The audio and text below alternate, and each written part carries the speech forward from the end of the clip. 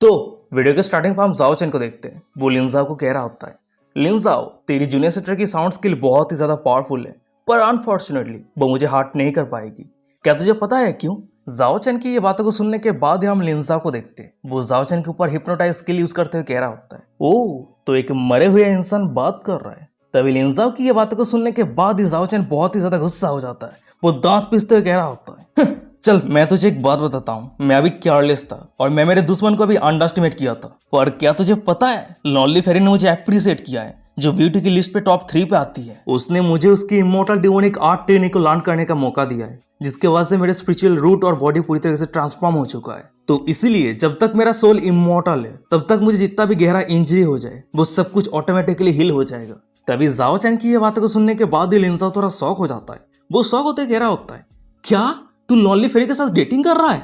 उसके बाद ही लिंजा मनी मन में कह रहा होता है, ओरिजिनल नोबेल के कांड के हिसाब से लॉन्ली फेरी की असली नाम दोगो यानरेन है। उसकी टैलेंट बहुत ही ज्यादा बढ़िया है, पर उसकी जो अपीयरेंस है वो बहुत ज्यादा अगली है। पर लगभग हजारों साल पहले जब लॉन्ली फेरी वेस्टर्न वाइल्डनेस कॉन्टिनेंट के गॉड और डिमन फॉरेस्ट के अंदर वो अपने अपीयरेंस को चेंज करने के लिए एक एविल मेथड प्रैक्टिस कर रही थी, पर वो अपनी कल्टिवेशन की थोड़ी सी गलती के कारण एविल ने उसे पूरी तरीके से घेर लिया था और वो एविल पाथ पे चली गई थी। और सिर्फ इतना ही नहीं, वही समय पे उसकी बॉडी पूरी तरीके से चेंज होके ब्लड और पॉइजनस पिंपल से भर चुकी थी। वो अगली तो थी, पर उस समय के बाद से वो और भी ज्यादा अगली हो गई थी। फिर उसके बाद वो अपने आइडेंटिटी को चेंज करके लॉन्ली फेरी नाम रख दिया और पब्लिक के लिए अनाउंस किया कि अगर कोई आदमी उसे प्यार करता है तो अपनी पूरी जिंदगी में जो कुछ भी लर्न किया है वो उस आदमी को दे देगी। तो इसका मतलब ये है कि जाओ चैन लॉन्ली फेरी के सभी टेक्निक को लर्न करने के लिए लॉन्ली फेरी के साथ बिस्तर पे समय बिताया है। फिर उसके बाद ही लिंसा जाओ चैन को दोनों हाथों से थम्स अप करते हुए मनी मन में कह रहा होता है, जाओ चैन वाह बेटे वाह, तेरे टेस्ट के चरणों पे कोटि कोटि प्रणाम। वैसे मुझे जहां तक याद है, ओरिजिनल नोबेल के कहानी के हिसाब से लॉन्ली फेरी और याचन की मॉम वो दोनों ही पास्ट पे एक दूसरे की बहुत अच्छी दोस्त थी। पर जब याचन की मॉम बाईजी हजारों फुट नीचे आइस टॉम्बो के अंदर सील थी, तब मेल प्रोटैगनिस्ट याचन जब तक उस जगह पे नहीं आ गई थी तब तक लॉन्ली फेरी अकेली उस जगह पे याचन की मॉम बाईजी की बॉडी को प्रोटेक्ट करती रही। तो क्या ये हो सकता है कि लॉन्ली फेरी बहुत पहले सिकुलेशन से बाहर आ गई थी और जाओ चैन के साथ रिलेशनशिप पे थी? अगर ऐसी बात है तो क्या ये हो सकता है कि याचन की मॉम बाईजी वो भी अपनी सील को तोड़ के बाहर आ गई है? वैसे गैस मुझे एक बात समझ में नहीं आ रहा है, ये मुझे बहुत ज्यादा मिस्टीरियस लग रहा है। याचन लिंजाओ की उम्र का है और लिंजाओ की उम्र 27 साल है, तो इसका मतलब ये है कि याचन का उम्र भी 27 या फिर 28 साल है। पर यहाँ पे ये भी बताया जा रहा है कि याचन की मॉम हजारों सालों से आइस टॉम्बो के अंदर सील है। तो अगर वो हजारों सालों से सील है तो याचन का जन्म कब हुआ? और अगर याचन का जन्म याचन की मॉम के सील होने से पहले ही हो गया था तो फिर याचन इतना ज्यादा यंग क्यों है? और ये क्यों बताया जा रहा है कि याचन का उम्र 27 या फिर 28 साल है? चलो छोड़ो, ये सब कुछ हमें बाद में पता चल जाएगा। तो चलो अब हम कहानी को कंटिन्यू करते हैं। हमें दिखाया जाता है कि लिंजा ये सब कुछ सोच ही रहा होता है, पर अचानक से दूसरी तरफ जाओ चैन अपने जगह से छलांग लगाते हुए लिंजाओ के ऊपर एक बहुत ही पावरफुल अटैक कर दिया होता है और वो अटैक सीधा लिंजाओ की छाती के आर पार हो जाता है और लिंजा का वहीं पे मौत हो जाता है। तभी सामने की ये नजारा को देखने के बाद, लिंजा को मरता हुआ देखने के बाद जाओ चैन हंसते हुए कह रहा होता है, लिंजाओ तेरे पास स्वॉर्ड इमोर्टल स्किल है, तेरा कल्टीवेशन नेचर सोल रिलम पे है, पर फिर भी तू मेरे सामने कुछ भी नहीं है। क्या तुझे पता है क्यों? क्योंकि मैं एक नोवेल टाइम ट्रेवलर हूँ, मैं इस दुनिया के असली प्रोटैगनिस्ट हूँ। तू चाहे कितने भी स्ट्रांग बन जाए, तू अंत पे मेरे सामने चिट्टी ही है। 10 साल तक कुंडलियां दाव सेट के अंदर छुपे रहने के बाद मैं स्ट्रॉन्गेस्ट एनिमी को मार दिया है, जो प्रोटैगनिस्ट याचन भी हरा नहीं पाया है। वैसे मैंने एकदम सही गेस किया था, मैं इस दुनिया के अब न्यू प्रोटैगनिस्ट हूँ। लिंजाओ अब तू शांति से इस दुनिया को छोड़ के जा सकता है। तुझे मारने के बाद तेरे जूनियर सिस्टर चू युवे के साथ मेरा जितना भी दुश्मनी था वो सब कुछ खत्म हो चुका है। और बात रही तेरी मास्टर जाओ होंगलिंग की, वो अगर तेरी मौत का बदला लेने के लिए मेरे पास आती है तो मैं जाओ चैन बिल्कुल भी नहीं डरता, क्योंकि इस दुनिया में आने के बाद ही जब मुझे गॉडेस स्ट्रेटेजिक सिस्टम मिला था तब उसी समय जाओ होंगलिंग फेरी मेरी स्लेव लिस्ट पे आ गई है। तभी जाओ चैन की ये सब कुछ बातों को सुनने के बाद, ये सब कुछ हरकत को देखने के बाद हमें साइड पे सभी ऑडियंस को दिखाता है। वो सभी बहुत ज्यादा शौक रहता है, शौक होते कह रहा होता है ये जाओ चैन क्या कर रहा है? तभी हमें फाइनली दिखा था कि जाओ चैन अभी जो कुछ भी कर रहा है वो सब कुछ लिंजाओ के इल्यूजन के कारण, वो अभी लिंजाओ के इल्यूजन पे फंसा हुआ है। वो अपने तलवार की मदद से एक माउंटेन को पीट रहा होता है और वो ये सोच रहा होता है कि वो लिंजा को मार दिया है। और वही साइड पे हमें सभी लोगों को दिखा होता है जो सामने के नजारा को देख रहा होता है। एक बंदा कह रहा होता है, अरे चीप लिन तो उसके पीछे खड़ा हुआ है, पर वो माउंटेन को क्यों पीट रहा है? माउंटेन ने क्या किया है?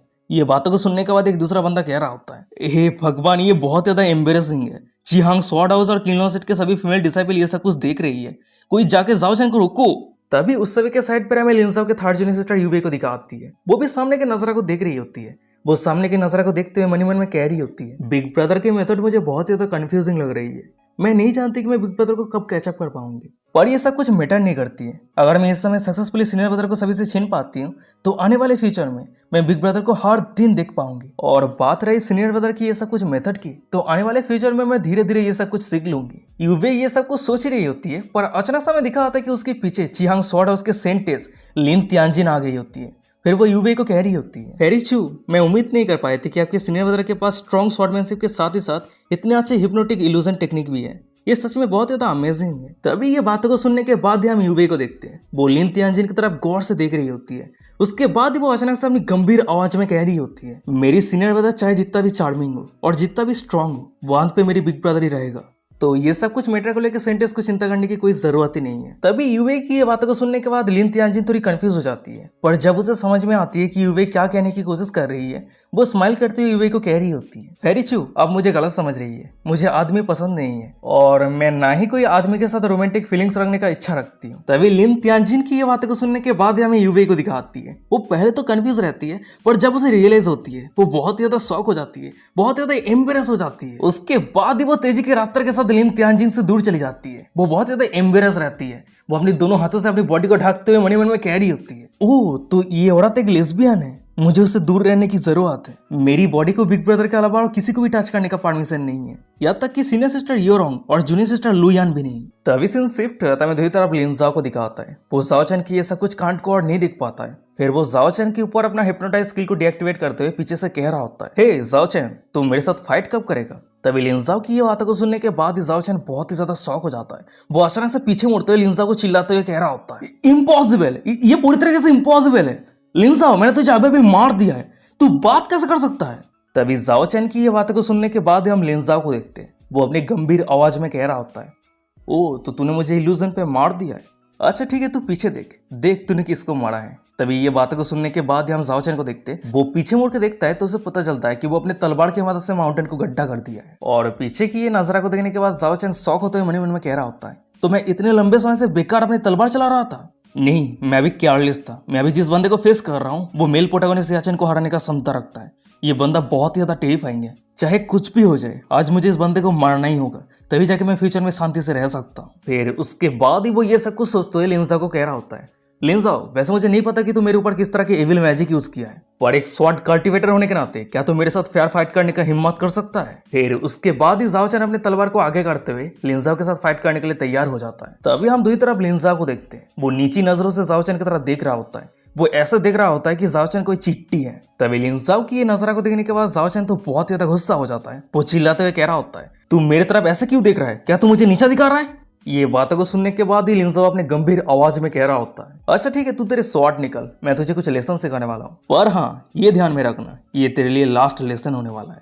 तभी लिंजाओ की ये बातों को सुनने के बाद जाओ चैन तो बहुत ही ज्यादा गुस्सा हो जाता है। वो अचानक सामने जगह से छलांग लगा देता है। फिर उसके बाद वो लिंजाओ के ऊपर एक बहुत ही पावरफुल अटैक करते हुए चिल्लाते हुए कह रहा होता है, लिंजाओ, ज्यादा एरोगेंट बिल्कुल भी मत बनना। वेल, अब 10 साल प्रैक्टिस करने के बाद मैं और प्रिटेंड नहीं करूंगा।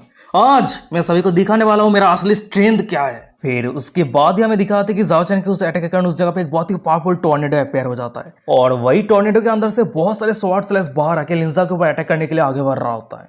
तभी सामने की नजारा को देखने के बाद हमें दूसरी तरफ लिन तियानजिन को दिखाती है। वो अपने साइड पे रहे यूवे को कह रही होती है, फेरीचू, देख के ऐसा लग रही है कि तुम्हारी सीनियर ब्रदर कुनलियन दाव सेट के स्ट्रॉन्गेस्ट जीनियस को अंडरस्टिमेट किया है। वैसे अगर आप और मैं एक साथ मिलकर काम करते हैं तो हम जाओ चैन के स्वॉर्ड एनर्जी को रिफ्लेक्ट कर सकते हैं और इस तरीके से हम आपके सीनियर ब्रदर को बचा सकते हैं। फेरीचू, समय किसी के लिए नहीं रुकता है, आपको हेजिटेट नहीं करना चाहिए। तभी लिन तियानजिन की ये बातों को सुनने के बाद यूवे कह रही होती है, सेंटेस, आप मेरी सीनियर ब्रदर को बहुत ज्यादा अंडरस्टिमेट कर रही है, चलिए इंतजार करते हैं और देखते हैं। फिर उसके बाद ही यूवे मनी मन में कह रही होती है, वैसे मैं बचपन से मेरी दोनों सिस्टर की तरह सीनियर ब्रदर के करीब जाने की हिम्मत नहीं कर पाई, पर मैं ये पूरी तरीके से कॉन्फिडेंट हूँ सीनियर ब्रदर को मेरे से बेहतर और कोई नहीं जानता है, क्योंकि पिछले कई सालों से सीनियर ब्रदर को ऑब्जर्व करने के लिए और छुपके से सीनियर ब्रदर की इमोशन को समझने के लिए मैं एक भी अपॉर्चुनिटी मिस नहीं किया है। तभी सीन प्रेजेंट पे आता है। हमें लिंजा को दिखा आता है उसकी तरफ इतने सारे अटैक आगे बढ़ रहा है, पर फिर भी वो कोई रिस्पॉन्स नहीं करता है, वो एक ही जगह पे खड़ा रहता है। और तभी अचानक से हमें दिखा आता है कि जाओ चैन के अटैक के कारण जो टॉर्नेडो अपेयर हुआ था वही टॉर्नेडो लिंजा को पूरी तरीके से घेर लेता है। तभी सामने लिंजा की हालत को देखने के बाद जाओ चैन हंसते हुए कह रहा होता है, मैं मेरे ट्रम्प कार्ड ये ग्रेट रिवर्स स्वॉर्ड इंटेंट को यूज नहीं करना चाहता था, पर यहाँ पे मेरी कोई गलती नहीं है क्योंकि तू मेरे सामने शो ऑफ करने का हिम्मत किया है, तो मैं तुझे लेसन सिखाने के अलावा और क्या ही कर सकता हूँ। जाओ चैन ये सब कुछ कह ही रहा होता है पर अचानक से उसका नजर सामने जाता है और वही सामने हम लिंजाओ को देखते हैं। वो बहुत ही आसानी के साथ जाओ चैन के टॉर्नेडो से बाहर आ जाता है, उसे कुछ भी नहीं हुआ होता है। और सामने की नजारा को देखने के बाद जाओ चैन तो बहुत ही ज्यादा शौक रहता है। वो शौक होते हुए कह रहा होता है मेरे स्ट्रॉन्गेस्ट अटैक उसका कुछ भी नहीं कर पाया है, ये कैसे पॉसिबल हो सकता है, ये पूरी तरीके से इम्पॉसिबल है, मैं ये विश्वास कैसे कर लूं। जाओ चैन ये सब कुछ कह रहा होता है पर अचानक से हम दूसरी तरफ लिंजाओ को देखते हैं। वो अपने हाथ को आगे करता है और सिर्फ दोनों उंगली के मदद से जाओ चैन के ऊपर अटैक करते हुए कह रहा होता है यंग रिकार्नेटर, यहाँ पे तेरा कोई भी काम नहीं है, अब तुझे इस दुनिया को छोड़ने का समय हो चुका है। तभी लिंजाओ की ये अटैक को देखने के बाद जाओ चैन तो बहुत ज्यादा शॉक रहता है, बहुत ज्यादा पैनिक रहता है। मन में कह रहा था कि डैम इट, खत्म, मैं इस समय पूरी तरीके से मरने वाला हूँ। फिर उसके बाद हमें दिखा था कि लिंजाओ के उस पावरफुल अटैक के कारण जाओ चैन वहीं पे मर जाता है, उसका बॉडी डिस्ट्रॉय हो जाता है, उसका बॉडी धीरे धीरे पूरी तरीके से गायब होने लगता है। तभी अचानक से हमें दिखा था कि लिंजाओ के सिस्टम पे डिंग करते हुए नोटिफिकेशन आता है, कंग्रेचुलेशन होस्ट, आपने रिवर गॉड के पावर को यूज करते हुए एक रिकर्नेटर के सोल को पूरी तरीके से डिस्ट्रॉय कर दिया है, जिसके कारण आपको रिवॉर्ड के तौर पे आपके river God divine fusion power को 5% तक बढ़ा दिया गया है। तभी सीन शिफ्ट आता है, कुछ मिनट के बाद का सीन दिखाता है। वहीं पर हम किलोन सेट से 30 माइल दूर एक तायान विलेज को देखते हैं और वही विलेज के अंदर हमें जाओ चैन को दिखाता है, वो अपनी जान बचाते हुए भाग रहा होता है। वो मन में कह रहा होता है मॉन्स्टर, वो लिंजाओ एक पूरी तरीके से मॉन्स्टर है, मैं कभी उम्मीद नहीं कर पाया था कि किंगलॉन सेट के अंदर इतना पावरफुल स्वॉर्डमैन अपेयर हो जाएगा। वैसे मैं ओरिजिनल नोवेल के सब 3 ही चैप्टर रीड किया है पर मैं श्योर हूँ कि किंगलॉन सेट के अंदर इस तरह के बॉस नहीं था, नहीं तो प्रोटैगनिस्ट याचन का बहुत पहले ही मौत हो जाता। चलो अभी के लिए सब कुछ भूल जाओ, मैं समय रहते एकदम लास्ट मोमेंट पे सिगरेट टेक्निक यूज करते उस जगह से भाग पाया हूँ। मुझे अभी जितना जल्दी हो सके सेट पे वापस लौटना होगा। वैसे मुझे फील हो रहा है कि अगर मैं सही समय पे उस जगह से नहीं भागता तो मेरे बॉडी को प्रोटेक्ट करने के लिए पैंथम इमॉर्टल टेक्निक तो है पर मेरे सोल पूरी तरीके से डिस्ट्रॉय हो जाता। पर अभी के लिए क्वेश्चन ये है कि मुझे कुंडलियां 10 सेट पे लौटना कैसे है। मैं यहाँ के रास्ते के बारे में कुछ भी नहीं जानता। नहीं, चाहे कुछ भी हो जाए अभी के लिए मुझे किसी को ढूंढना होगा जो मुझे कुंडलियां 10 सेट पे पहुंचने के लिए मदद कर सके। नहीं तो मुझे पकड़ने के लिए लिंजाओ अगर मेरा पीछा करता है तो मैं इतने लंबे समय से जो कुछ भी मेहनत किया है वो सब कुछ बर्बाद हो जाएगा। फिर उसके बाद ही जाओ चैन इधर उधर देखने लगता है पर तभी अचानक से उसका नजर सामने एक दुकान की तरफ जाता है और वही दुकान के सामने याचन खड़ा रहता है। वहीं पे हम याचन को देखते हैं, वो दुकान पे कुछ खरीद रहा होता है। वो दुकानदार को कह रहा होता है ये सभी हर्ब्स को किंगलॉन सेट पे पहुंचा देना। तभी याचन की ये बातों को सुनने के बाद ही पीछे रहे जाओ चैन मन में कह रहा होता है क्या किंगलॉन सेट, तो इसका मतलब ये है कि ये बंदा किंगलॉन सेट का डिसाइपल है। वैसे अभी मैं बहुत ज्यादा कमजोर हो चुका हूँ, मेरे पास अभी 20 या फिर 30% कल्टिवेशन बचा हुआ है, पर इस बंदे को बुली करने के लिए मेरा ये स्ट्रेंथ काफी है। पहले कुंडलियां 10 सेट पे जाने के लिए मैं उस बंदे से मदद मांगूंगा और जब मैं एक बार कुंडलियां 10 सेट पे पहुंच जाऊंगा तब लिंजा के ऊपर मेरे नफरत को दूर करने के लिए मैं इस बंदे को मार दूंगा। जाओ चैन ये सब कुछ सोच रहा होता है पर अचानक से हम दूसरी तरफ याचन को देखते हैं। वो सब कुछ मेडिसिन और हर्ब्स लेके अपने सेट के अंदर वापस लौट रहा होता है और उसी के पीछे में जाओ चैन को दिखा होता है। वो छुपके से याचन का पीछा कर रहा होता है। तभी सामने रहे याचन मन में कह रहा होता है ब्लड डेमन के हिसाब से यूनिया लिंजाओ के शादी के दिन एक क्लिंग प्लान बना रहा है, तब तक मुझे इंतजार करना होगा और इन 5 या 6 दिनों के अंदर ही ब्लड डेमन अपने सील को तोड़ के बाहर आने वाला है। मुझे विश्वास नहीं हो रहा है कि वो खुद सिकुलेशन पे है और मुझे एक सर्वेंट की तरह काम करवा रहा है। चलो छोड़ो, ये सब कुछ वो बास्टर्ड लिंजा को मारने के लिए, तो मुझे ये सब कुछ सहन करना ही होगा। याचन ये सब कुछ सोचते हुए एक गली को क्रॉस कर रहा होता है पर अचानक से हमें दिखाते है कि उसके पीछे जाओ चैन आ गया होता है। फिर वो याचन को रोकते हुए कह रहा होता है हे बच्चे, तू वहीं पे रुक जा।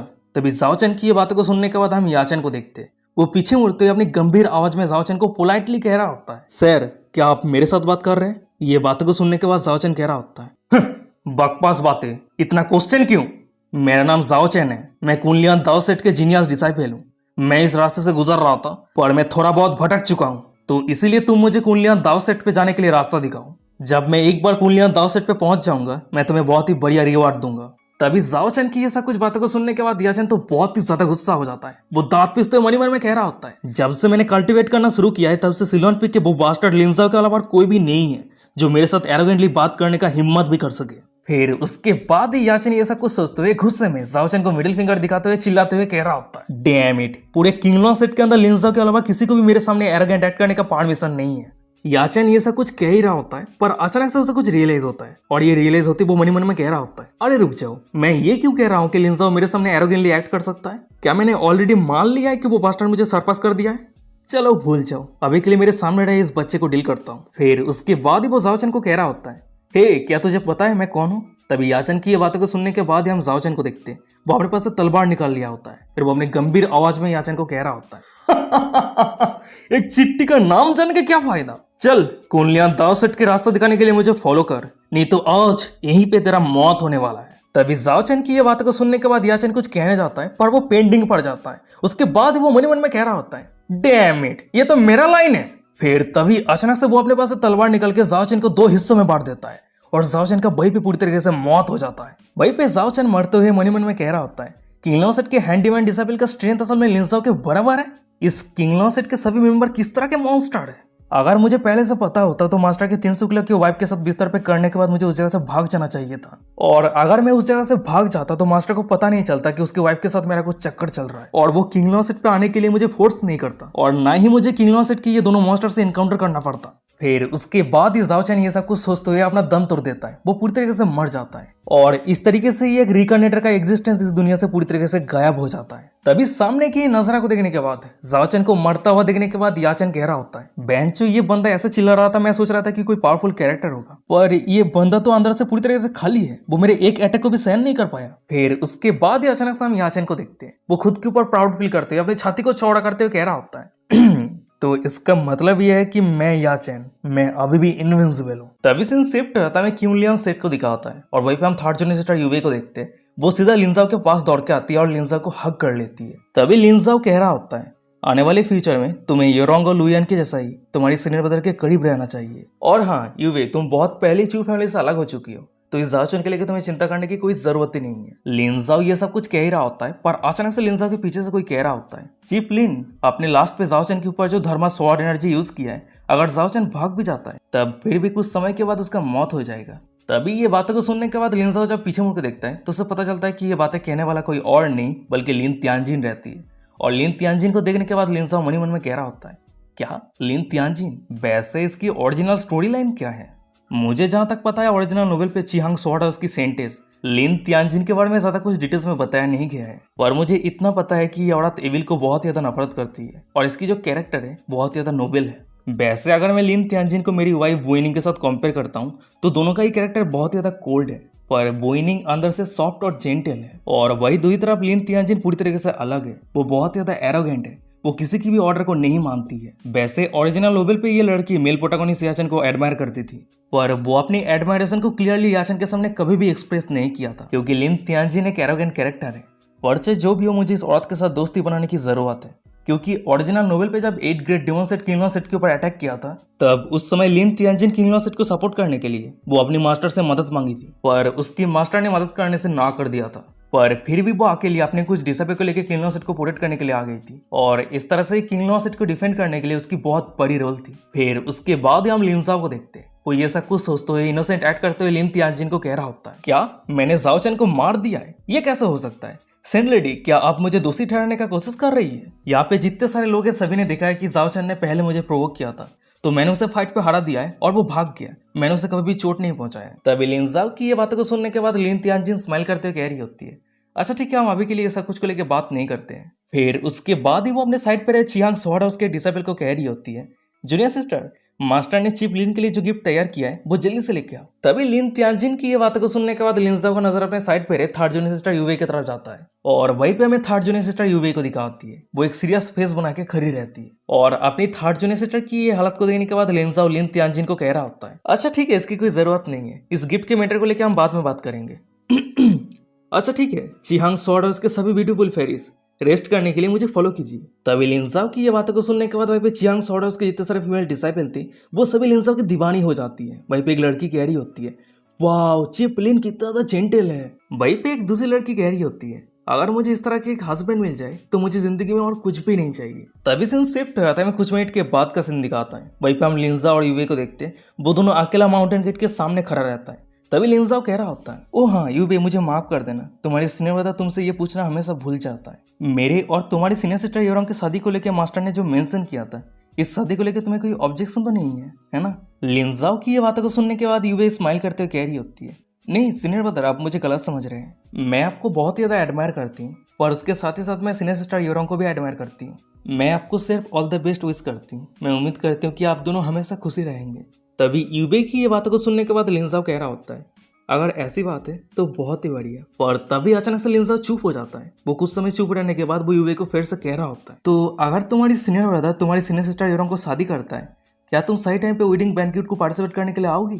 तभी लिंजाओ की ये बातों को सुनने के बाद ही हम यूवे को देखते हैं। वो पहले तो शॉक हो जाती है, फिर उसके बाद ही वो जबरदस्ती स्माइल करते हुए लिंजाओ को कह रही होती है, जब समय आएगा तब उस समय मैं सीनियर ब्रदर को एक बहुत ही बढ़िया गिफ्ट दूंगी, जो गिफ्ट मैंने बहुत ही लंबे समय से सभी से छुपा के रखी थी। तभी यूबे की ये बातों को सुनने के बाद लिंजाओ थोड़ा चिंता में पड़ जाता है। वो मनी मन में कह रहा होता है, क्या थर्ड जूनियर सिस्टर भी मुझे कुछ मिस्टीरियस गिफ्ट देना चाहती है?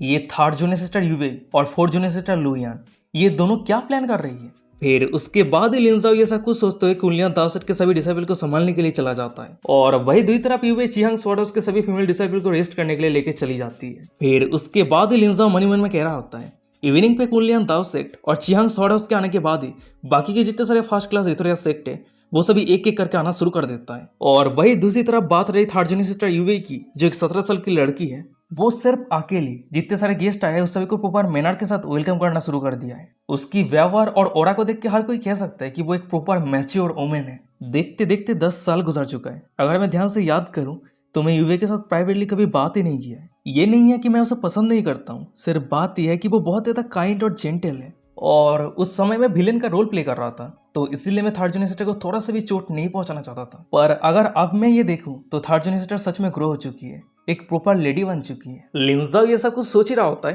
पर अचानक से हमें दिखा था कि पीछे जियांग आ गया होता है। फिर वो लिंजा को बुलाते हुए कह रहा होता है, ओ जूनियर ब्रदर लिन। तभी जियांग को यहाँ पे देखने के बाद लिंजाओ कह रहा होता है, अरे जियांग, क्या रेयर गेस्ट है, क्या तुम अचानक से सिल्वर पिक पे खेलने के लिए आ गए?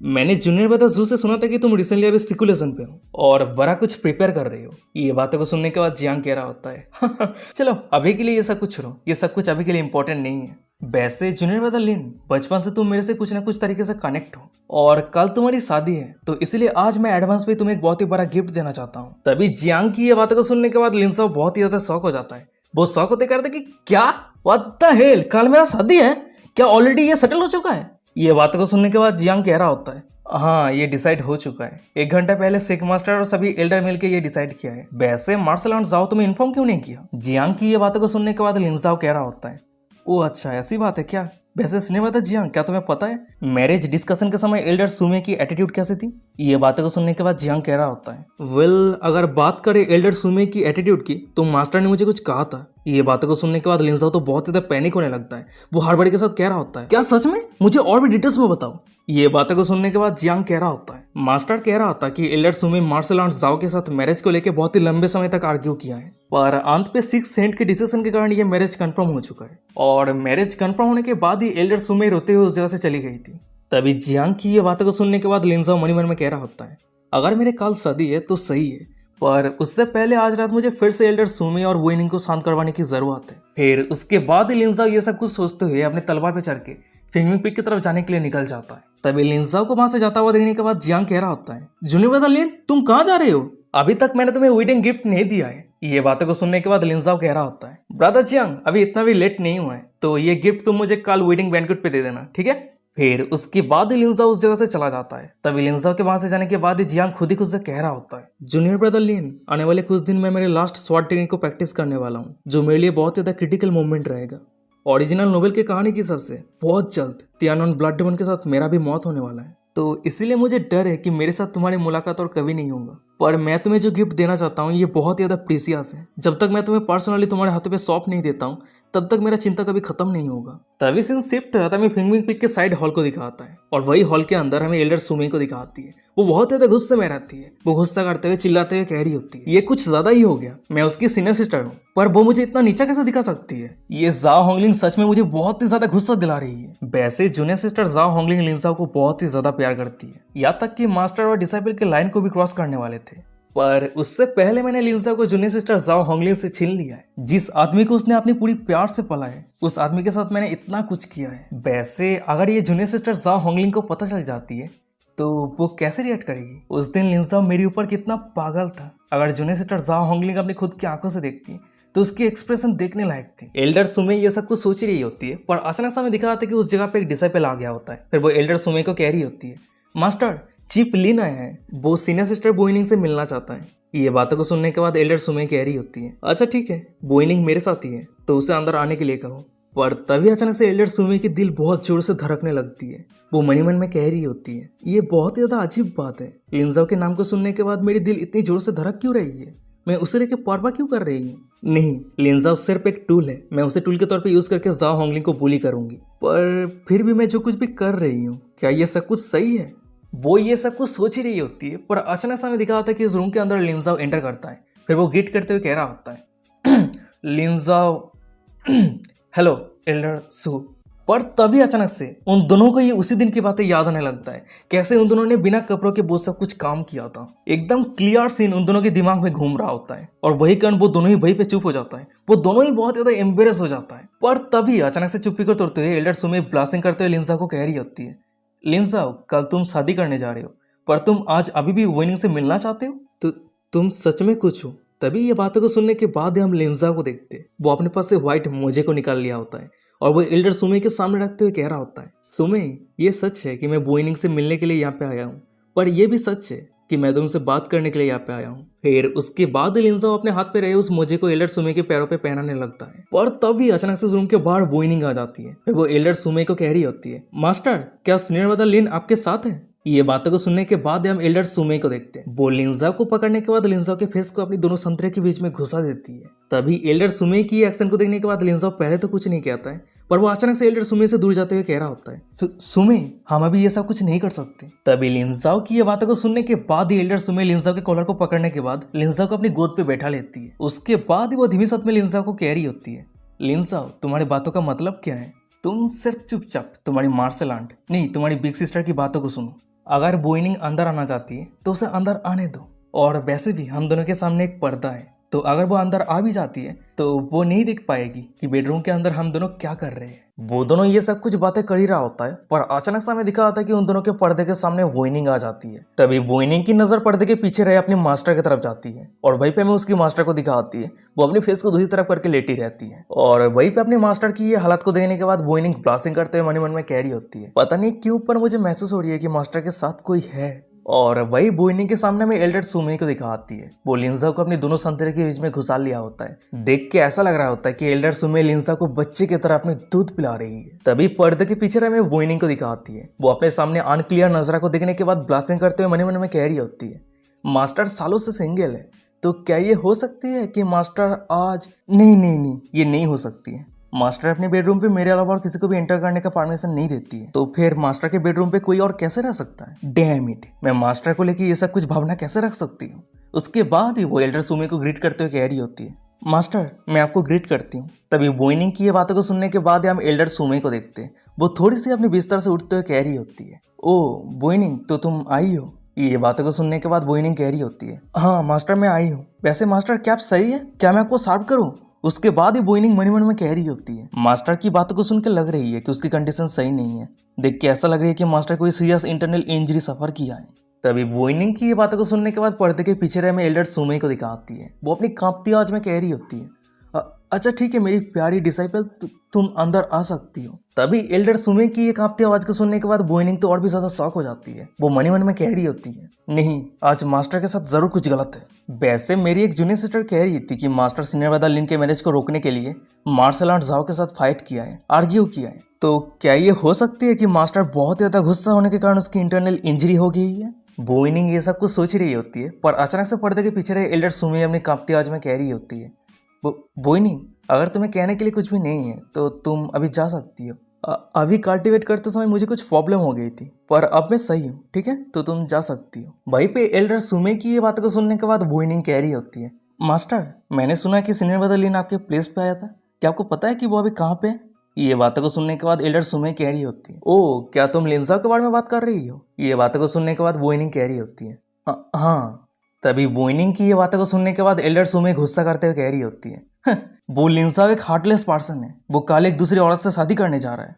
तुम एक कुत्ते को भरोसा कर सकते हो पर उसे नहीं। तभी एल्डर सुमे की ये बातों को सुनने के बाद ही लिंजा एल्डर सुमे के दोनों संतरे पे धीरे से बाइट कर देता है और वहीं पे लिंजा ने बाइट किया है। इसी कारण एल्डर सुमे के मुंह से एक प्यार भरी आवाज निकल जाती है। वो लिंजा को धीमी शब्द में कह रही होती है, तो तुम बैड बॉय तुम क्या करने का कोशिश कर रही हो? तभी पर्दे के सामने हमें बोइनिंग को दिखाती है। वो एल्डर सुमे की ये प्यार भरी बातों को सुनने के बाद बहुत ज्यादा एम्बेरस हो जाती है। वो ब्लास्टिंग करते हुए मन में कह रही होती है, मास्टर क्या कर रही है? बोइनिंग ये सब कुछ सोच रही होती है, पर अचानक से एल्डर सुमे अपनी कांपती आवाज में कह रही होती है, बोइनिंग, वो बंदा यहाँ पे आया था पर मैं बहुत ज्यादा गुस्सा थी इसलिए मैंने उसे भगा दिया। वो शायद ऑलरेडी सिलोन पिक पे लौट गया है और कल की शादी के लिए तैयार हो रहा है।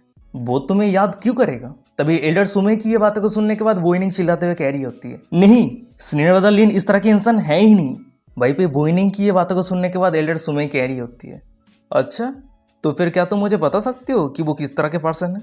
बोइनिंग कह रही होती है, जरूर, वो लॉयल, हॉनेस्ट और कैपेबल पर्सन है। ये बातों को सुनने के बाद ही एल्डर सुमे जोर जोर से हंसने लगती है। हंसते हुए कह रही होती है, शायद तुम सही हो, वो लिंजाओ सच में एक कैपेबल पर्सन है। ये बातों को सुनने के बाद बोइनिंग कह रही होती है, वेल, मास्टर और मेरे बीच में मदर और डॉटर की रिलेशनशिप है, पर यहाँ पे कुछ बातें हैं जो मैं आपको अभी के लिए कह नहीं सकती हूँ। पर फिर भी मैं सिंसियरली उम्मीद करती हूँ कि मास्टर आप श्रीनिवास लिन को ज्यादा दोष मत देना, क्योंकि मास्टर की ऑर्डर को ना करना ये बहुत ही ज्यादा डिफिकल्ट है और यही कारण श्रीनिवास लिन के पास और कोई दूसरा चॉइस भी नहीं है। तभी बोइनिंग की ये सब कुछ बातों को सुनने के बाद एल्डर सुमे कह रही होती है, अच्छा ठीक है, मैं समझ चुकी हूँ।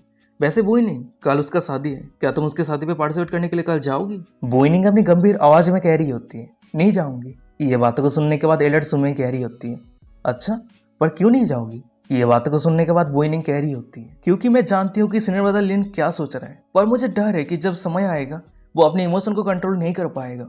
तभी बोइनिंग की ये बातों को सुनने के बाद एल्डर सुमे कह रही होती है, बोइनिंग तुम अभी भी इस समय पे शांत हो। अच्छा ठीक है बोइनिंग, तुम अभी जा सकती हो, मुझे अभी रेस्ट करना है। ये बातों को सुनने के बाद बोइनिंग उस जगह से जाते हुए कह रही होती है, अच्छा ठीक है मास्टर, आप रेस्ट कीजिए, अगर आपको किसी चीज की जरूरत है तो प्लीज आप मुझे बता देना। उसके बाद ही बोइनिंग उस जगह से चली जाती है। तभी बोइनिंग के वहां से जाने के बाद ही बेडरूम के अंदर हमें एल्डर सुमे और लिंजा को दिखाता है। उन दोनों के बीच में सुनसान पड़ जाता है, कोई कुछ नहीं कहता है। पर तभी अचानक से एल्डर सुमे चुप्पी को तोड़ते हुए कह रही होती है, क्या हुआ है, क्या तुम ऑलरेडी थक चुके हो? तभी एल्डर सुमे की ये बातों को सुनने के बाद लिंजा एल्डर सुमे के पैर को पकड़ते हुए कह रहा होता है, एल्डर सुमे इस तरह से नहीं चल सकता है, आप बोइनिंग की मास्टर है और आप मेरी मार्शल आंट है, तो हमें इस तरह के काम नहीं करना चाहिए। बोइनिंग एक बहुत ही अच्छी लड़की है, हम उसे डाउन नहीं कर सकते, हम उसे इस तरह से धोखा नहीं दे सकते। लिंजाओ की ये सब कुछ बातों को सुनने के बाद एल्डर सुमे कह रही होती है, अच्छा पर कुछ समय पहले तुम तो बहुत ज्यादा एग्रेसिव बन रहे थे, क्या अब तुम बोइनिंग के ऊपर नाइस बनना चाहते हो? ये बातों को सुनने के बाद लिंजाओ कह रहा होता है, मैं रिग्रेट कर रहा हूँ, अगर मुझे पहले से पता होता तो मैं उस दिन लाइब्रेरी पे जाता ही नहीं और ना ही मैं आपसे मिलता। अच्छा ठीक है, ये काफी हुआ, एल्डर सुमे प्लीज आप रुक जाइए, अगर आप इस तरह से कंटिन्यू करती रहती है तो मुझे डर है कि मैं धीरे धीरे और भी ज्यादा अंदर करके गहराई में चला जाऊंगा। फिर उसके बाद लिंजा अपने कपड़े वगैरह पहन के उस जगह से जाने लगता है, पर तभी अचानक से पीछे से एल्डर सुमे कह रही होती है, तो तुम मुझे ये कहना चाहते हो कि लाइब्रेरी पे हम दोनों के बीच में जो कुछ भी हुआ है उसके बाद भी तुम्हारे दिल में मेरे लिए कुछ भी भावना नहीं है और यहाँ पे सिर्फ मैं हूँ जो तुम्हें मजबूर किया है ना? ये बातों को सुनने के बाद लिंजा थोड़ा शौक हो जाता है, वो शौक होते कह रहा होता है, नहीं बिल्कुल भी नहीं, मैं आपको अभी भी पसंद करता हूँ, पर यह पसंद एक एल्डर के लिए यंगर जनरेशन की तरफ से रिस्पेक्ट और लव है। और बात रही बाकी सब चीजों की जो हम दोनों के बीच में हुआ है, तभी ये बातों को सुनने के बाद हमें एल्डर सुमे को दिखाती है, वो बिस्तर पे लेट जाती है, वो लिंजा के आधी बात को काटते हुए कह रही होती है, अच्छा ठीक है, मैं तुम्हारी हिपोक्रिटिकल मास्टर से अलग हूँ, क्या तुम्हें पता है मैं कभी ये नहीं सोची कि तुम मेरी रिस्पॉन्सिबिलिटी लो और मैं अपनी बाकी की जिंदगी किसी पुरुष के साथ रहने की भी जहमत नहीं उठाती, क्योंकि ऐसी बहुत सी चीजें हैं जो मैं करना चाहती हूँ, इसलिए तुम फ्यूचर में हमेशा की तरह किसी भी लड़की की पीछा कर सकते हो, मैं जेलस फील नहीं करूंगी और ना ही तुम्हारी हिपोक्रिटिकल मास्टर की तरह संघर्ष करती रहूंगी, खुद की विरोध करती रहूंगी। पर लिंजाओ, यहाँ पे एक क्वेश्चन है जो मैं तुमसे पूछना चाहती हूँ, क्या तुम आंसर दोगे? ये बातों को सुनने के बाद लिंजाओ कह रहा होता है, हाँ जरूर, प्लीज बताइए। लिंजाओ की ये बातों को सुनने के बाद एल्डर सुमे कह रही होती है, तुम बोइनिंग के ऊपर किस तरह की भावना रखते हो और क्या तुम सच में तुम्हारे जूनियर सिस्टर योरों को शादी करने जा रहे हो? ये बातों को सुनने के बाद लिंजाओ कसम खाते हुए कह रहा होता है, मैं कसम करके कहता हूँ मैं बोइनिंग को सिंसियरली प्यार करता हूँ, बहुत बहुत ज्यादा प्यार करता हूँ और अगर मेरे एक भी बातों पे झूठ रहता है तो हेवन और अर्थ मुझे पानिश करेगा। पर बात रही मेरी जूनियर सिस्टर योरों की, तो मैं हॉनेस्टली कहूँ मैं उसे बचपन से प्यार करता हूँ। तभी लिंजाओ की ये बातों को सुनने के बाद एल्डर सुमे वहीं पे चुप हो जाती है, वो कुछ नहीं कहती है, उस समय के लिए वो पूरी जगह सुनसान हो जाता है। पर तभी अचानक से एल्डर सुमे चुप्पी को तोड़ते हुए कह रही होती है, लिंजाओ मुझे लगती है कि तुम जितने सारे लड़की को प्यार करते हो और जितने सारे लड़की तुम्हें प्यार करती है वो सभी लड़की को तुम्हें शादी कर लेना चाहिए, वो सभी लड़की को शादी कर लो और उस सभी को इक्वली प्यार करो, तो फिर कोई भी जेलस फील नहीं करेगी। तभी एल्डर सुमे की ये बातों को सुनने के बाद लिंजाओ तो बहुत ज्यादा इमोशनल हो जाता है, वो रोते हुए मन में कह रहा होता है, अगर मुझे कोई बेहतर तरीके से समझ सकता है तो वो कोई और नहीं बल्कि एल्डर सुमे ही है। एक हरीम जिंदगी, इतने सारे लड़कियां मुझे प्यार करने लगी है तो मुझे एक हरीम क्रिएट करना चाहिए। लिंजाओ ये सब कुछ सोच ही रहा होता है, पर अचानक से हम एल्डर सुमे को देखते हैं, वो अपनी पैरों के वजह से लिंजाओ के गलों पे थपथपाते हुए कह रही होती है, हे लिंजा, क्या हुआ है, तुम चुप क्यों? ये बातों को सुनने के बाद ही हम लिंजा को देखते हैं। वो एल्डर सुमे के पैर को पकड़ लिया होता है। फिर उसके बाद ही वो एल्डर सुमे के पैरों पे प्यार से किस करते हुए कह रहा होता है, आप एकदम सही है, ये आइडिया बहुत ही बढ़िया है। वैसे एल्डर सू, मैं लिंजा हूँ। मैं मेरी जिंदगी में बहुत सारे झूठ कहा है, पर अब मैं आपको जो कुछ भी कहने जा रहा हूँ ये सब कुछ मेरे पूरी तरीके से सिंसियरिटी है। ये बातों को सुनने के बाद एल्डर सुमे कह रही होती है, अच्छा तो फिर बताओ, मैं सुनना चाहती हूँ। वहीं पे एल्डर सुमे की ये बातों को सुनने के बाद लिंजा ब्लासिंग करते हुए कह रहा होता है, एल्डर सुमे, मैं आपको बहुत बहुत ज्यादा पसंद करता हूँ, और हाँ, ये पसंद मैन और वोमेन के बीच में है। तभी लिंजाओ की ये बातों को सुनने के बाद एल्डर सुमे कुछ समय के लिए चुप हो जाती है। वो शॉक हो जाती है। उसके बाद ही वो बहुत ज्यादा एम्बेरस हो जाती है। वो ब्लास्टिंग करते हुए अपनी कांपती आवाज में लिंजा को कह रही होती है, अच्छा ठीक है, अभी के लिए मैं तुम्हें विश्वास करती हूँ, पर मुझे मेरी जिंदगी में बहुत कुछ करना है, तो मैं बोइनिंग की जैसे हमेशा तुम्हारे बारे में सोचने के लिए मेरे पास टाइम नहीं है। ये बातों को सुनने के बाद लिंजा स्माइल करते हुए मन में कह रहा होता है, मुझे बहुत ही अच्छी तरीके से पता है सुमे अपने दिल में किस चीज को लेकर सबसे ज्यादा चिंता करती है, और वो है उसकी सिस्टर की डॉटर जो अभी उसकी ब्रदर इन लॉ के पास कैद है।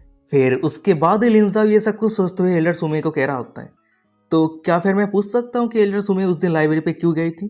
ये बातों को सुनने के बाद एल्डर सुमे कह रही होती है, वेल, हैप्पीनेस के कारण, क्योंकि मेरी पूरी जिंदगी में है तो मैंने कल्टीवेट किया है, या फिर डिसेबल को कल्टीवेट करना सिखाया है। मैं जो करना चाहती थी वो मैं कभी नहीं कर पाई, पर उस दिन मैं अच्छे मूड पे थी और तुम्हारे ऊपर मेरी कुछ फीलिंग्स थी, तो इसीलिए उस दिन जो कुछ भी हुआ था वो सब कुछ स्मूथली हो गया था। अच्छा ठीक है, बताओ तुम्हारी इस डाउट को क्लियर करने के लिए क्या मेरी ये आंसर काफी है? ये बातों को सुनने के बाद लिंजा मनी मन में कह रहा होता है, मुझे इस तरह के बिग सिस्टर कहाँ पे मिलेगी जो इतनी जेंटल है, सोच विचार वाली है, मुझे इतनी अच्छी तरीके से समझती है। फिर उसके बाद ही लिंजा ये सब कुछ सोचते हुए एल्डर सुमे को कह रहा होता है, अच्छा ठीक है, मैं आपकी हर एक बातों को समझ चुका हूँ।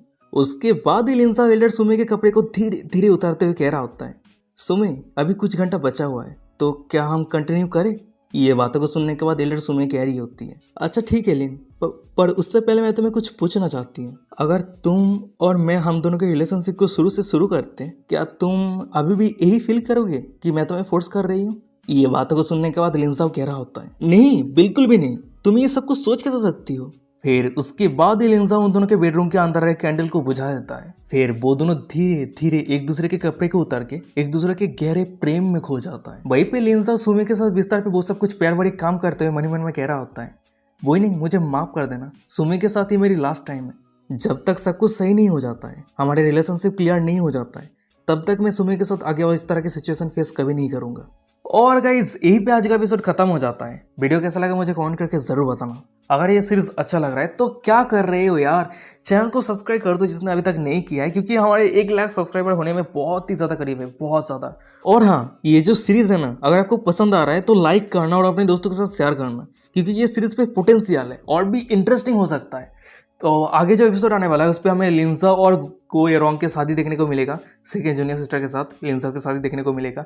और शायद ये भी हो सकता है कि शादी रुक जाए, क्योंकि ब्लड डिमन का अटैक भी हो सकता है। आगे का एपिसोड बहुत ज़्यादा इंटरेस्टिंग होने वाला है, तो तैयार रहना, ठीक है। तो इस एपिसोड को जितना हो सके अपने दोस्तों के साथ शेयर कर दो, लाइक कर दो, कॉमेंट करके बताओ कि वीडियो कैसा लग रहा है, ठीक है।